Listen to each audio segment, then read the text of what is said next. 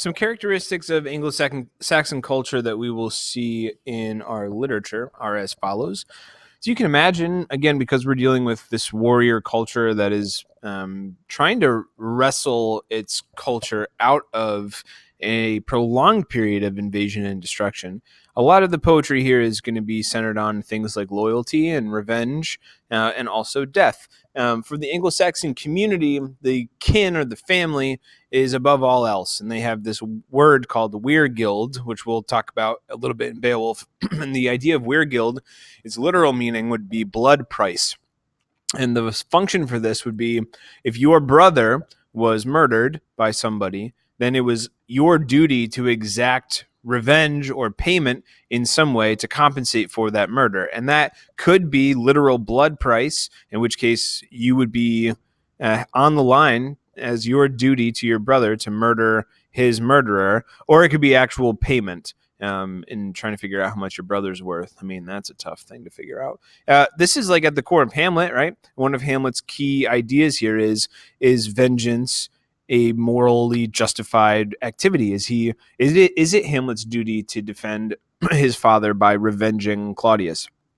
And so this was an essential part of Anglo-Saxon culture. Because it's a warrior culture, we'll also see this other kind of interesting aspect of the fight here, which is if you're going to battle with your lord and your lord dies on the field of battle, it was considered a disgrace for the soldier to flee the battle. So if you're on the battlefield and your lord dies, the only way you're getting off that battlefield is by dying yourself or by winning.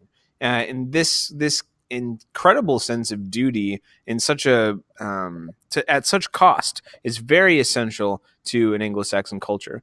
But additionally, as we'll see, the King's Hall is the center of this community. So I don't know what you would think of as your community center. In some communities, it might be a school or a church. In some communities, it's a bar. What's the thing that kind of is the community center that pulls everybody together? In Anglo-Saxon times, it would have been the hall. And the King's Hall, whether it was the home of a king's ealdorman or the king himself, was a warm, cheerful place where mead was passed around in a horn from person to person at a vast long table with a fire burning in the enormous hearth and clean green rushes on the floor to sweeten the air.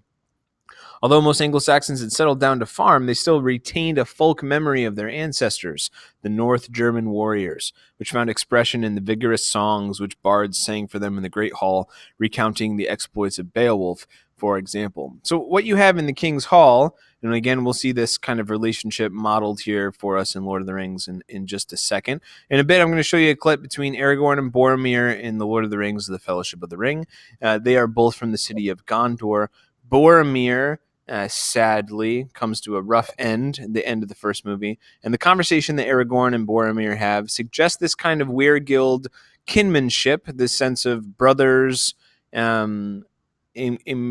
brothers solidifying their legacy or seeking revenge for the destruction of one or the other brother. The King's Hall, this is again from Lord of the Rings. Actually, again, lots of Lord of the Rings stuff in this.